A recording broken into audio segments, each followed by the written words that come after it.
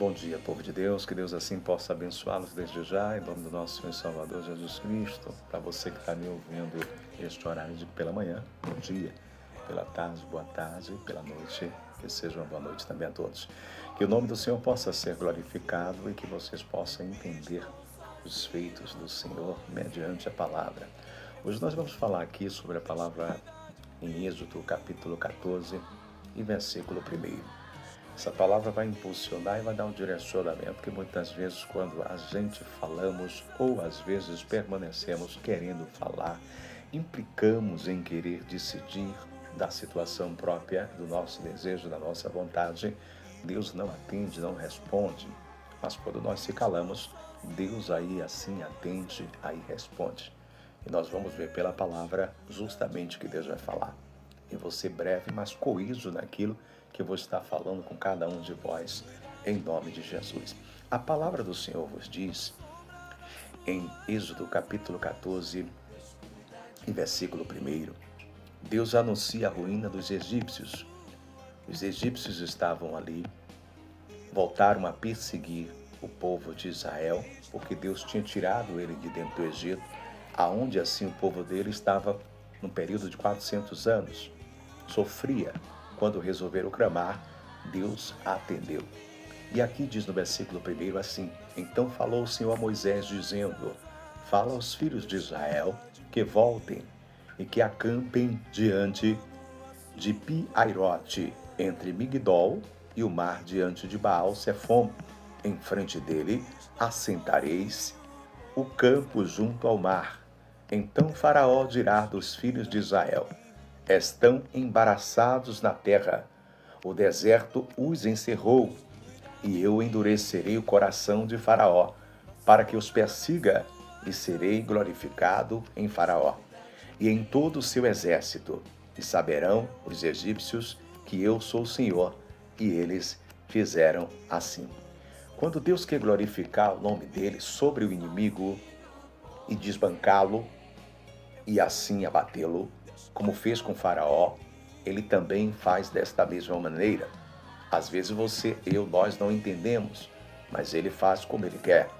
A Bíblia diz que quando chega a medida transbordante, Deus age, que da mão do inimigo ele tira, mas da mão de Deus, quem pode assim tirar?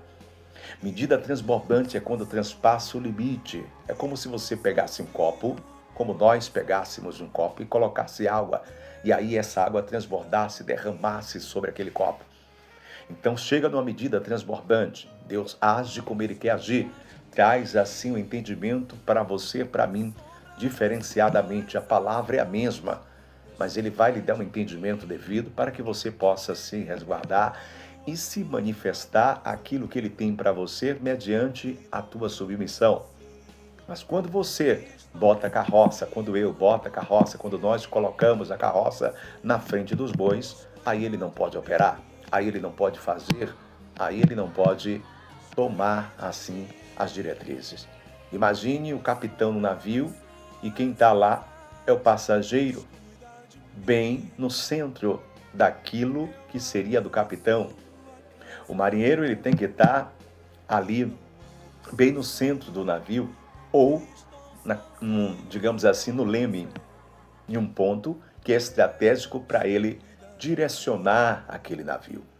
Aí procure uma pessoa que esteja no navio, digamos assim, como passageiro, e ali vai lá e pega no leme para poder direcionar, sem entendimento daquilo que é o posicionamento em relação ao mar, sem saber onde pode passar e aonde não pode. Então, justamente é isso. O capitão do nosso navio tem que ser Cristo. E aí ele faz do jeito que ele quer. Aí a Bíblia diz aqui ainda no versículo 4, E eu endurecerei o coração de Faraó para que os persiga, e serei glorificado em Faraó e em todo o seu exército. E saberão os egípcios que eu sou o Senhor. Sendo, pois, anunciado ao rei do Egito que o povo fugia, mudou-se o coração de Faraó e dos seus servos contra o povo, e disseram: Por que fizemos isso, havendo deixado ir a Israel, para que nos não sirva? E aprontou o seu carro e tomou consigo o seu povo, e tomou 600 carros escolhidos e todos os carros do Egito e os capitões sobre eles todos, porque o Senhor endureceu o coração de Faraó, rei do Egito, para que perseguisse os filhos de Israel.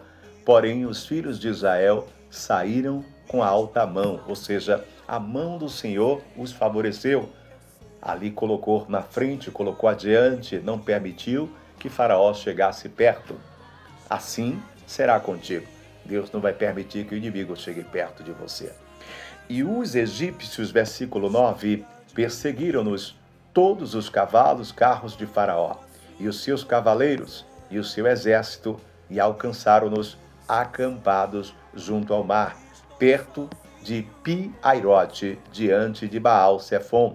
E chegando Faraó, os filhos de Israel levantaram os seus olhos, e eis que os egípcios vinham atrás deles, e temeram muito.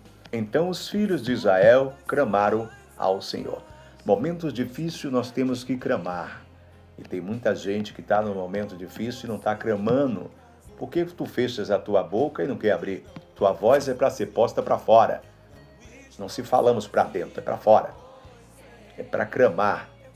Mas você não vai clamar um Deus de madeira, um Deus de pau, de pedra, ou ao homem, vai clamar ao Deus de Israel, ao Deus que fez os céus e a terra e tudo que nela há. A um Deus poderoso.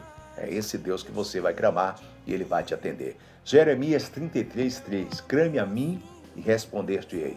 Anunciar-te-ei coisas grandes e firmes que ainda não sabes, que ainda não vistes. Aí diz assim no versículo 10.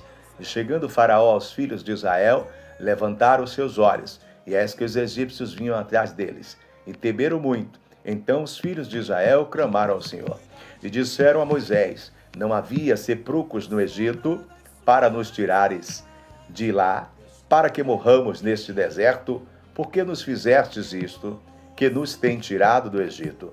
Não é esta a palavra que te temos falado no Egito, dizendo: deixa-nos que sirvamos-nos aos egípcios, pois que melhor nos fora servir aos egípcios do que morremos no deserto? Moisés, porém, disse ao povo: não temais, estás quieto e vede o livramento do Senhor, que hoje vos fará, porque os egípcios que hoje vistes, nunca mais vereis para sempre. O povo estava tentando recuar com medo. O medo às vezes faz a pessoa recuar, mas Deus não manda recuar. Deus está dizendo: não recua.